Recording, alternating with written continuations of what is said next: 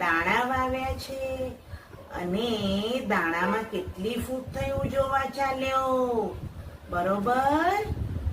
અરે હા, ખેતરમાં જઈ આવો, જોઈ આવો કે આપણા ખેતરમાં શું પાક્યું છે.